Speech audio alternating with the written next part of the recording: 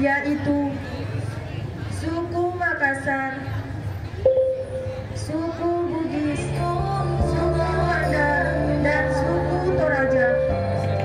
Keseluruhan etnik tersebut merupakan suku yang telah lama mendiami Sulawesi Selatan dan sudah menjadi orang kekayaan dan keragaman budaya.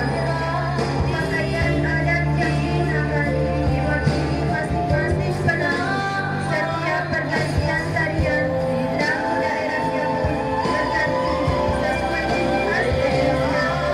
Tarian pertama melambangkan suku Makassar.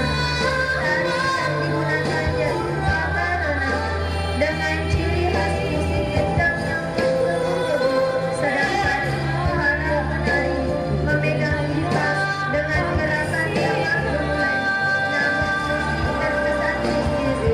Pakaian yang digunakan yaitu baju labu, sarung, minyak sabit, mata perhiasan, bandeng bunga, anting, parfum, serta gelang.